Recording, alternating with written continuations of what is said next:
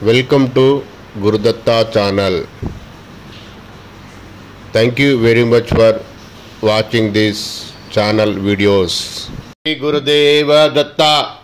మనము ఈరోజు శ్రీ పూర్ణ పరబ్రహ్మ పరమాత్మ అయిన శ్రీ గురుదత్త ప్రభుల గురించి మన గురుదత్త ఛానల్లో చేసుకుంటున్న రెగ్యులర్ వీడియోలో భాగంగా ఈరోజు ఆ పూర్ణ పరబ్రహ్మ తత్వం అంటే ఏంటిదో తెలుసుకుందాము. టాపిక్ అది పూర్ణ పరబ్రహ్మ తత్వం.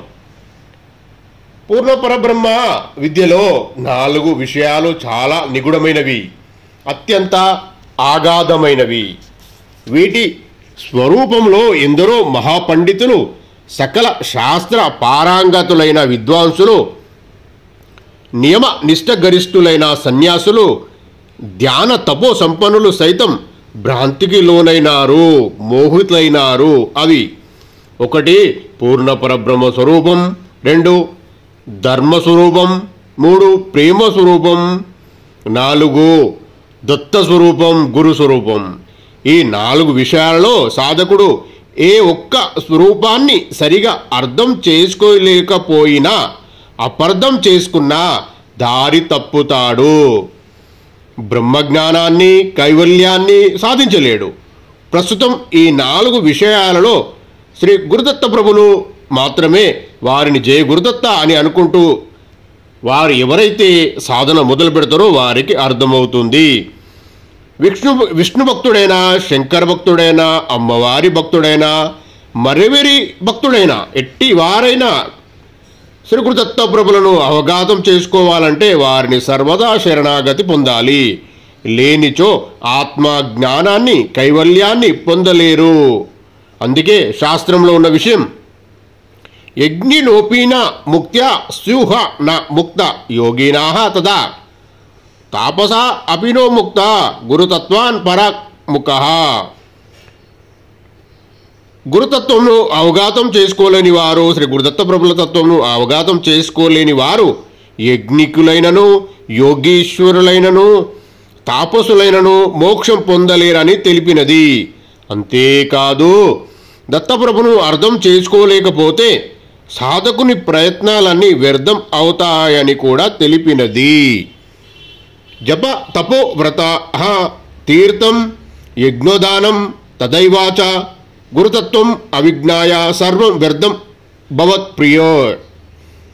శ్రీ గురుదత్త ప్రభుల తత్వాన్ని గ్రహించక సాధకుడు చేయు జపం, తపస్సు, వ్రతం, తీర్థం, యజ్ఞం, దానం మొదలైనవి అన్నీ వ్యర్థములే అగుచున్నవి.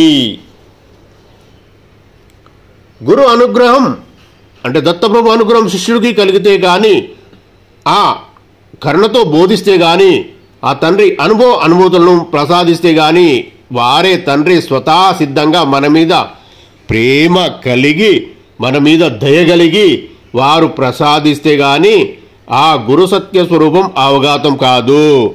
మా గురువు అంటే మనము చెప్పే శ్రీ గురుదత్త ప్రభులే. మనకు గురువు ఆయనే. నా ద్వారా వచ్చే విషయాలన్నీ గురువు అనే వర్డ్, గురువు అనే వాక్యం ఎక్కడొచ్చినా మనకు, మీకు, నాకు ఆ తండ్రే శ్రీ గురుదత్త ప్రభులే గురువు. గుర్తుపెట్టుకోండి ఇది. అంతేగాని సర్వశాస్త్రాలను శోధిస్తే, బుద్ధితో మదిస్తే అవగాతం అయ్యే విషయం కాదు. మహాగురువులైన అపార కరుణతో, అనుభూతులతో నాకు స్వయంగా ప్రత్యక్షంగా బోధించిన స్వరూపాన్ని వివరిస్తున్నాను, శ్రద్ధగా వినండి. పండితులకు, విద్వాంసులకు సైతం సంశయముడు విడిపోతాయి, అజ్ఞాన భ్రాంతులు నివారించబడతాయి. ఏది ప్రతి జీవిలో నిత్యమై, శుద్ధమై, నిర్గుణమై, నిరాకారమై, నిశ్చలమై, నిరంజనమై, ఏకమై, స్వప్రకాశమై, స్వప్రమాణమై, సర్వకాల సర్వ అవస్థలలో నిరంతరం దేదీప్యమానంగా, ఆనందంగా, రెండవ వస్తువు లేనిదై ఏది ప్రకాశించుచున్నదో దానినే శ్రీ గురుదత్త ప్రభులు పరబ్రహ్మ, పూర్ణ పరబ్రహ్మ అంటారు. వారే బ్రహ్మము, వారే పూర్ణ పరబ్రహ్మం అని అంటారు. ఎన్నో ఉపనిషత్తులను, పురాణాలను, విభిన్న శాస్త్రాలను అధ్యయనం చేస్తున్నప్పుడు మంగళచరణం శ్లోకాన్ని అంటే మొదటి శ్లోకాన్ని గమనిస్తే 90% ప్రార్థించబడిన దైవం కూడా ఆ శ్రీ గురుదత్త ప్రభులే అవుతారు, వారికే చెందుతుంది. అంతేకాకుండా 33 కోట్ల దేవతల మంత్ర జపాలలో కూడా తొలి అక్షరమైన ఓంకారం ఈ పరబ్రహ్మమే, పూర్ణ పరబ్రహ్మమే. ఆయనే శ్రీ గురుదత్త ప్రభులు, ఆయనే ఆద్య పరాశక్తి. మన సనాతన సాంప్రదాయంలో సాంప్రదాయాలు వేరైనా, ఇష్ట దైవాలు వేరైనా, కార్యక్రమం ప్రారంభించే ముందు ఓంకారాన్ని ఉచ్చరిస్తారు. ఈ విధంగా ప్రారంభించబడే దైవం లేదా ఆ తండ్రే పూర్ణ పరబ్రహ్మ పరమాత్మ అయిన శ్రీ గురుదత్త ప్రభులు. ఆ పరబ్రహ్మమే ఆది గురువని, ఆద్య పరాశక్తి అని పతాంజలి మహర్షి వారి యోగ సూత్రాల్లో కూడా తెలిపారు. ఇలా వాక్యం, పూర్వేషామాపి గురుః కాలేన వచ్చేదాత్. పరబ్రహ్మమే పూర్వీకులందరికీ గురువు. ఎందువలన అనగా పూర్ణ పరబ్రహ్మ కాలం చేత పరిచ్ఛిన్నం కానివాడు.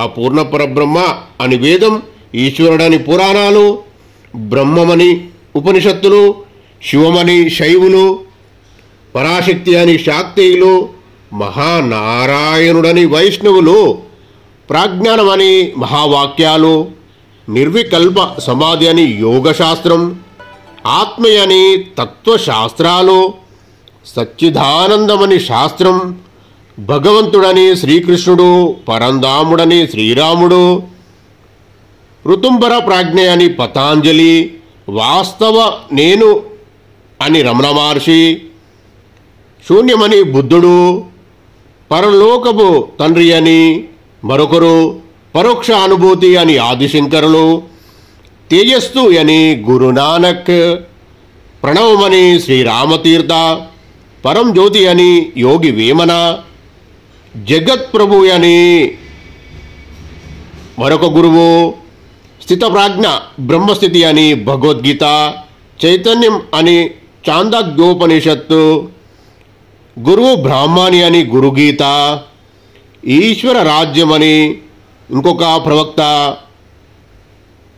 సాయి అని కబీరు, అంతరాత్మయ అని అరవిందులు, పరమేశ్వరుడు అని దయానంద సరస్వతి, సర్వసాక్షి అని శివగీత, బట్టబయలు అని అచల సిద్ధాంతం, కూటస్థం అని లహరి మహాశైలు, శివ పరమాత్మ అని ఇంకా సంస్థలు, మన సనాతన ధర్మకు సంబంధించిన సంస్థలు, వారి పేర్లు తీయదలుచుకోలేదండి. వారు ఈ విధంగా కాల ప్రవాహంలో రకరకాల పేర్లు పెట్టారు. కాల ప్రవాహంలో పేర్లు మారుతూ పోయేవే కానీ మూల దైవం మాత్రం మారలేదు. అందుకే పూర్ణ పరబ్రహ్మమును ఆది గురువని, ఆద్య పరాశక్తి అని, నిరాకారతత్వమని, నిరాంకారమని, కాబట్టి నిర్గుణ నిరాకార పరబ్రహ్మమే ఆది గురువని హృదయంలో పదిలపరుచుకో, శ్రద్ధగా ఆరాధన చేసుకో. వారే శ్రీ పూర్ణ పరబ్రహ్మ పరమాత్మ అయిన శ్రీ గురుదత్త ప్రభులని గుర్తించి వారిని గురువు అంటావో, పరమాత్మ అంటావో, పూర్ణ పరబ్రహ్మ అంటావో, ఆత్మ అంటావో, జగద్గురు అంటావో, ఇది అది గురుస్వరూపం ఏమిటో అనేది మీ ఇష్టానికి మీ ఆత్మ ఎలా చెప్తే అలా చేసుకోవచ్చు. వారే శ్రీ పూర్ణ పరబ్రహ్మ పరమాత్మ.